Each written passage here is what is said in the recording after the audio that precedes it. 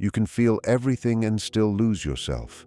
The real transformation begins the moment empathy stops being your survival instinct and starts becoming your strength. Welcome to Healing Minds, where we explore deep emotional truths, inner growth, and the journey of becoming whole. Today's video is about how empaths stop living in emotional survival and step into strength, clarity, and self-trust. If this kind of content speaks to you, make sure to like this video and subscribe to Healing Minds for more. The most powerful empath is not the one who feels everything most intensely. It is the one who no longer depends on being understood. Everything changes when an empath stops over-explaining, stops rushing to justify their tone, their limits, or their intentions. Everything changes when they stop taking responsibility for the emotional climate of every room they enter. They begin to understand that not every feeling belongs to them, and not every tension is theirs to resolve. They also stop needing outside approval to confirm what they already know. They no longer wait for permission to trust their own perception. That is when something deep and lasting begins to shift. Carl Jung spent years describing a rare form of inner development that few people ever fully reach. He called it individuation, the process of becoming whole instead of living through roles created for survival. In the language of empaths, this can be seen as the Sophia stage. It is the point where empathy stops functioning as protection and starts becoming personal authority. It does not make a person colder or more distant. It makes them steady. It makes them rooted. Most empaths do not reach this point because getting there means releasing the version of themselves that once helped them survive. It means letting go of the identity built around being agreeable, being useful, being emotionally available at all times, and being the one others lean on. Losing that identity can feel terrifying. At first, it feels less like freedom and more like loss. It can feel like something inside you is dying. But on the other side of that discomfort is a very different kind of peace, one that is not based on constant emotional labor. So what is this Sophia stage really? In simple terms, it is the moment an empath stops living like an exposed wound and starts living with conscious self-possession. Sophia does not mean feeling less. It means no longer being controlled by every feeling that passes through you. Before this stage, empathy often works in a reactive way. You walk into a room and immediately sense the tension. Someone's tone changes, and your whole body tightens. You hear disappointment in a few words and instantly assume it must be your job to repair it. Every emotional signal feels like a command. Every shift in energy feels like something you must respond to. But in Sophia, that pattern begins to break. You still notice everything, but now you witness it first.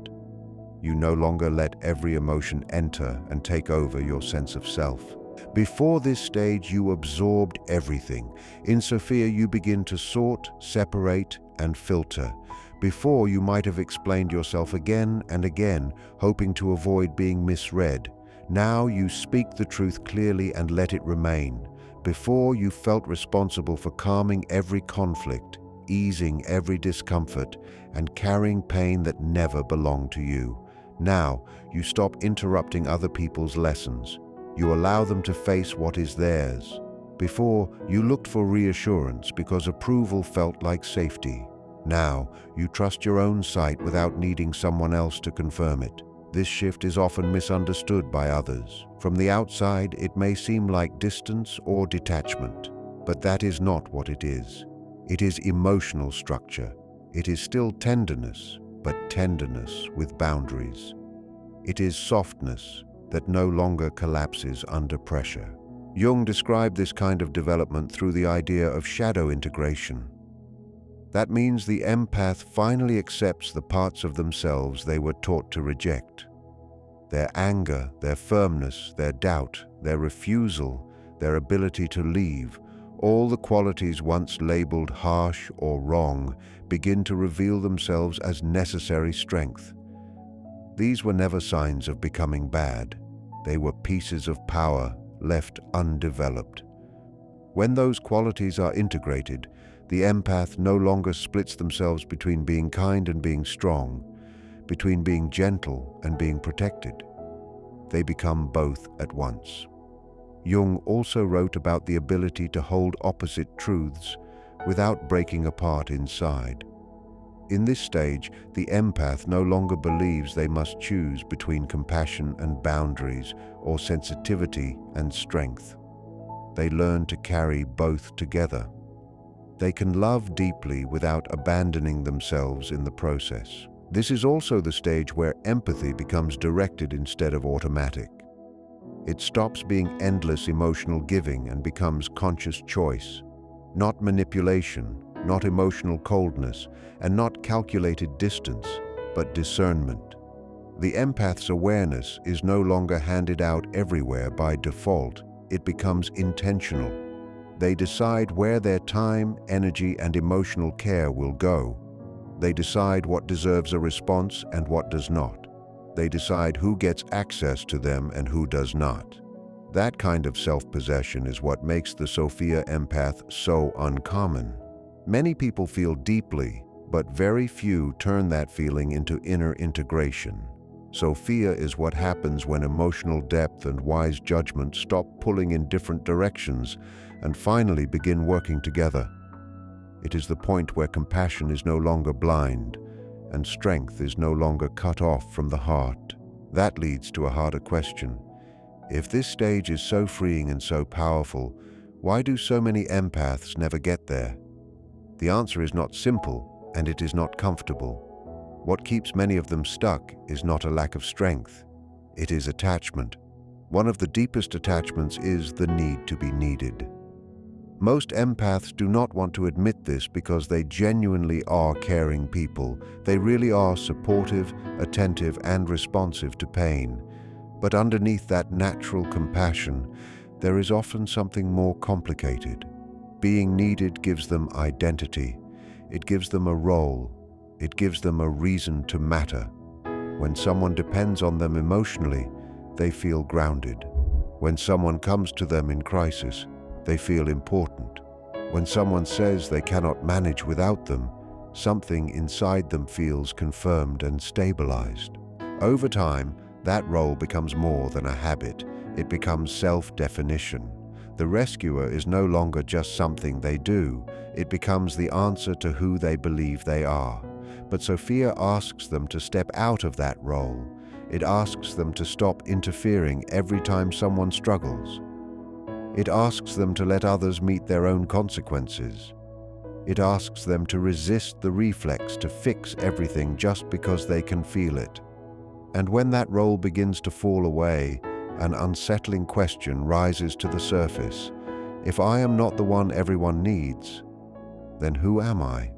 That question can feel deeply threatening. Another reason many empaths never arrive here is because their identity is tied to pain. Quietly, many carry the belief that they are the one who survived. They endured what others could not. They stayed when others walked away. They loved through hardship and carried more than most people ever saw. With time, that survival story becomes sacred. Their insight, their sensitivity, and their emotional depth all start to feel inseparable from the pain they lived through. Their wounds become proof of meaning. Their suffering feels like the place where their wisdom was formed. In many ways, that is true. But Jung warned that becoming whole requires separation not only from outside roles, but also from inner identities shaped in reaction to trauma. If your entire sense of self is built around what hurt you, then letting go of that pain-based identity can feel like losing your importance. It can feel like your story no longer means anything. That is why healing can be frightening. It asks you to release even the parts of your pain that made you feel distinct, deep, and necessary. It asks you to become more than what happened to you, and that is not an easy surrender. There is also the fear of emptiness. Emotional chaos, even when painful, gives life a kind of structure. It gives the mind something to chase, manage, analyze, and repair. It creates a center of gravity. There is always a problem to solve, a tension to decode, or a relationship to stabilize. But Sophia is not dramatic. It is calm, it is consistent, it is quiet. And to someone who has spent years living in emotional intensity, that quiet can feel strange, even unsettling. When the chaos fades, there is no crisis to organize your attention, no one to rescue, no emotional storm proving your importance. There is only space, and that space can feel disturbingly empty at first. Without the old turbulence, some empaths begin to feel as if they are disappearing, so they unconsciously return to familiar patterns, not because those patterns are good, but because stillness forces them to face themselves without distraction. Another major reason is the fear of being misunderstood. Many empaths spend years trying to explain themselves in ways that will keep relationships intact. They soften their truth, over-clarify their boundaries, and carefully manage their expression so others will not see them as selfish, difficult, distant, or unkind. They become experts at making themselves understandable, even when it costs them their peace. But Sophia requires something different. It asks you to tell the truth without begging to be interpreted correctly by everyone. It asks you to accept that some people will misunderstand you because they benefit from the version of you that had no edges. That can feel painful, especially for someone whose nervous system learned early that being misread could lead to rejection, conflict, or withdrawal of love. But maturity means realizing that constant self-explanation is not always honesty. Sometimes it is fear wearing the mask of kindness, and freedom begins when that fear no longer runs the conversation. There is one more attachment that is especially hard to notice. Many empaths carry a quiet longing for the story to be set straight. They want certain people to finally recognize that they were sincere, that they truly tried, that they were never the person they were made out to be. This is not really about pride. It is about wanting reality to be acknowledged. It is about wanting the truth to stand in the place where distortion once lived. But Sophia asks for something severe and deeply uncomfortable. It asks you to stop needing specific people to see you accurately. Jung believed real individuation requires distance from the crowd's judgment. It asks you to trust your own inner knowing more than you trust someone else's agreement. You may know exactly what happened, but can you bear the fact that others may still remember it differently? That is where so many empaths stop. Reaching this stage means releasing more than pain. It means letting go of the rescuer identity, the survivor identity, the familiar pull of emotional chaos, and the aching desire to be understood by the people who misread you. It means becoming someone who is no longer organized by reaction. That is a serious threshold. So the real question becomes very personal. What are you still holding on to? Is it the need to be important to someone? Is it the identity built from what you endured? Is it the comfort of emotional intensity because silence feels too empty? Or is it the hope that one day the people who hurt you will finally admit who you really were? Naming that attachment does not make you fragile. It makes your next step visible. Sophia begins the moment you see what still controls your inner life. Every empath eventually reaches a breaking point, but it usually does not look dramatic from the outside. There is no public explosion, no obvious collapse, no unforgettable scene that marks the moment. It often begins in much quieter ways. A betrayal that feels slightly off, a lie that never fully lines up, a version of events that keeps changing.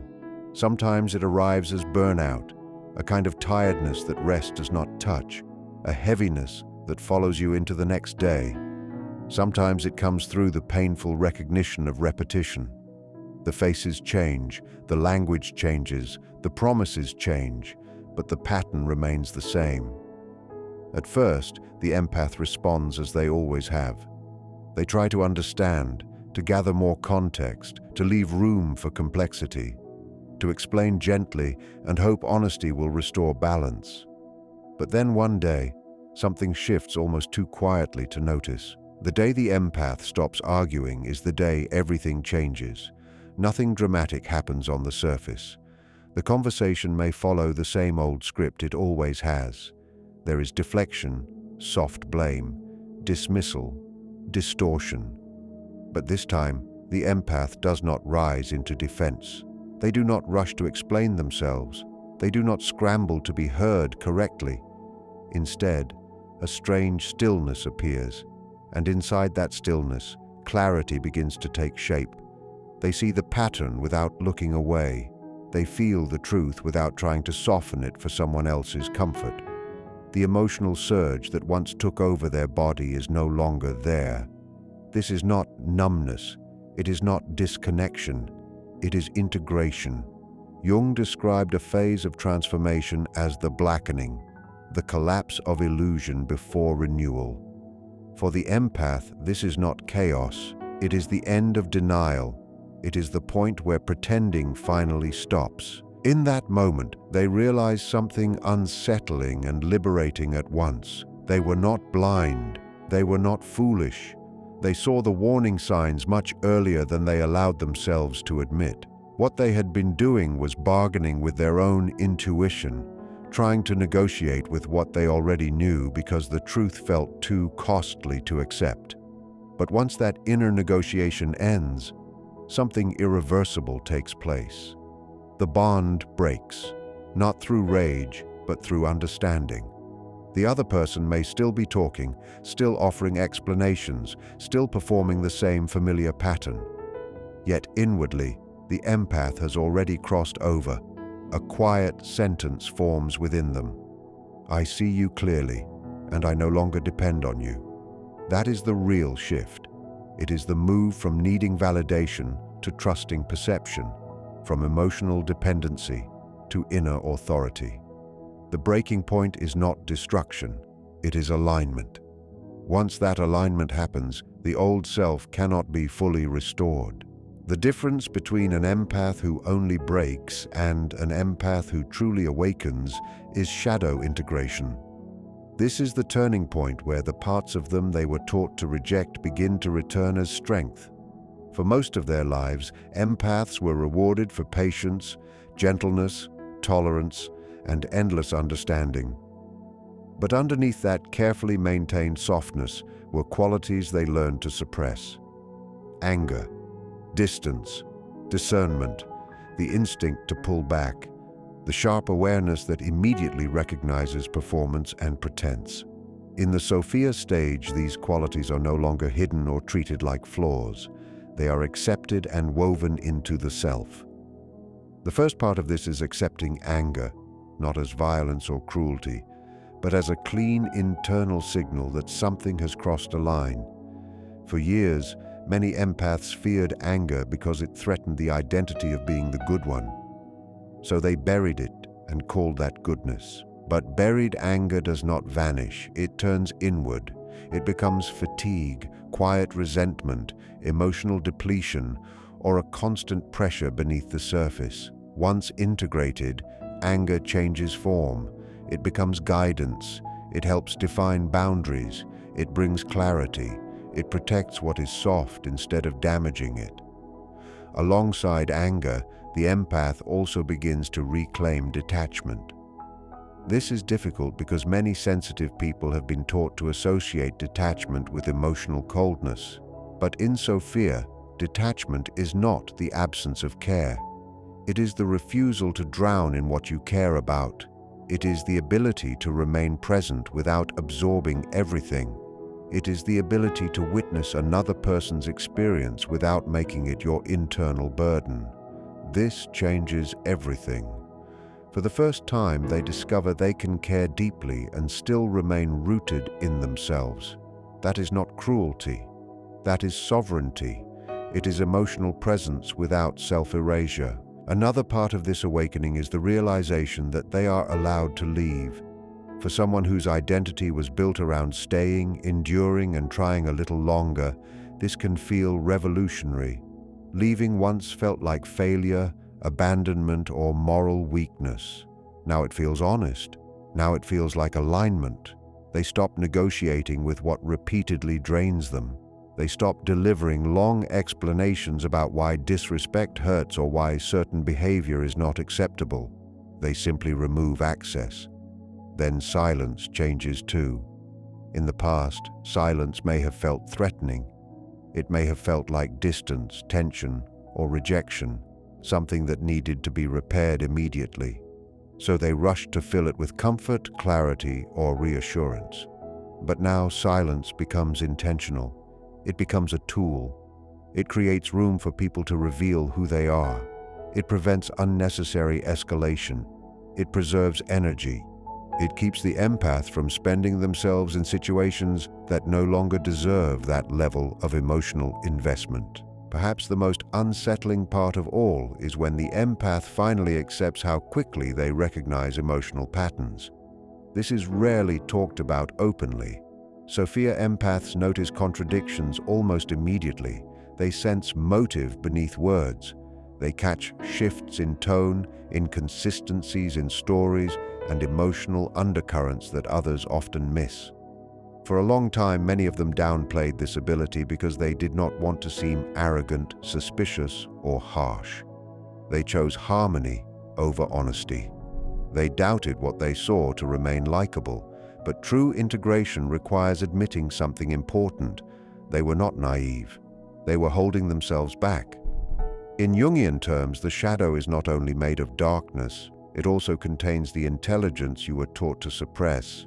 It holds the part of you that understood more than you admitted and saw more than you allowed yourself to act on. When that intelligence is reclaimed, the empath becomes exact, focused, and far less easily manipulated. This is where the path becomes dangerous in a different way, because awakening to your own power can also bring bitterness. Many empaths feel anger when they realize how often they abandon themselves. They feel grief over the years spent doubting what they knew. They feel resentment toward the people who benefited from their silence, their overgiving, and their willingness to keep understanding what should have been confronted. That reaction is real and deeply human. But the Sophia stage is not completed in resentment. It begins with truth, but it must move beyond revenge. Otherwise, the empath simply trades self-abandonment for hardness. The real transformation is not becoming cold after being used. It is becoming clear without losing your heart. It is learning from every place you betrayed yourself without building a new identity around blame. That is the deeper integration. It is power without cruelty, insight without arrogance, and boundaries without the need to punish. That is what makes this stage so rare. The pull to use this new awareness as a weapon is real.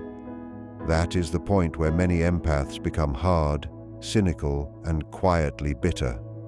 But Sophia moves in a different direction. It chooses integration over retaliation.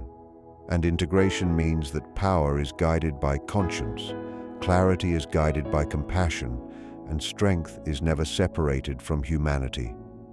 The Sophia empath does not use insight to control people or to gain the upper hand. They use it to recognize what is true. They no longer feel compelled to point out every flaw they notice or confront every manipulation they detect. They stop spending their awareness in pointless battles. Instead, they protect it and use it where it matters. Shadow integration does not mean becoming more severe or emotionally shut down. It means becoming whole. The tenderness remains, but now it stands beside structure. Awareness remains, but now it answers to wisdom rather than wounded reaction. Once that integration settles, the empath is no longer split between gentleness and strength. They are both at once. And when someone enters the Sophia stage, the change is usually quiet rather than dramatic. You do not always notice it in what they say first. You notice it in how they move, especially in relationships. The old version of the empath explained too much. If there was tension, they rushed to clear it up. If someone misunderstood them, they expanded, clarified, softened, and adjusted. Sometimes they even edited their truth to make it easier for others to accept. They believed enough explanation could prevent conflict, rejection, or abandonment. They also gave too much. They offered time, energy, attention, reassurance, and emotional labor before anyone even asked. Their love was measured through effort, and effort felt tied to safety. They believed that if they did enough, things would remain secure. They also forgave too quickly and too often. They could always see what was underneath someone's behavior. They saw the wound behind the sharpness, the fear beneath the defensiveness, the insecurity beneath the control. They translated harmful actions into psychological context, and over time, that context became a way of excusing what should have been confronted. But in Sophia, that whole pattern starts to disappear. The Sophia empath speaks clearly and simply. They say what is true without over-decorating it. They do not wrap boundaries in apology or dilute their needs to make them more comfortable for others. If more explanation is genuinely helpful, they offer it. But when clarity is ignored, they do not repeat themselves endlessly. They understand that a boundary is not an invitation to debate. It is not a performance. It is a definition. It says, "This works for me, and this does not." And they let that truth stand. When that boundary is tested, they respond without panic. When it is dismissed, they do not break down into long emotional speeches or desperate attempts to be understood. They make an adjustment. They reduce access. If the pattern becomes clear enough, they leave. And they leave without turning it into a dramatic event. There is no need to create a scene or force closure from someone committed to misunderstanding them. That is one of the most unsettling changes for people who were used to the empath's constant emotional availability. In the past, guilt would trigger explanation. Blame would trigger self-defense. Manipulation would trigger emotional labor. But now, those same situations trigger observation. If someone projects onto them, they do not rush to prove otherwise. They pause and assess. If someone withholds warmth to regain control, they do not chase after reassurance. They watch. If facts are twisted, they do not always enter the distortion. Sometimes they simply step out. This is not the abandonment of love. It is the abandonment of distortion. Sophia empaths stop confusing emotional intensity with real intimacy. For a long time, chaos may have felt like connection. Raised voices, dramatic repairs, emotional highs and lows, and constant tension may have created the illusion of depth. It felt alive because it was charged. But now, that same energy feels unstable instead of meaningful. They become drawn to steadiness. They value people who can hear the word no without taking it as a wound. They are drawn to partners who do not need to be emotionally managed in order to stay regulated. They stop trying to heal insecurity in others through over-functioning. Instead, they begin looking for responsibility, self-awareness, and emotional maturity. They no longer take on the job of stabilizing what another person refuses to take ownership of. That is not withdrawal from love. It is a more mature form of it. Sometimes the biggest shift in an empath's life is not becoming more loving, but becoming more whole. The moment they stop confusing self-sacrifice with kindness, everything begins to change. They still care deeply, still feel deeply, and still understand others in powerful ways, but they no longer do it at the cost of themselves. That is the real turning point.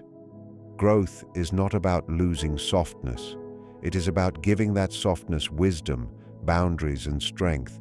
And once that happens, empathy is no longer a wound people can touch. It becomes a grounded force that cannot be easily controlled.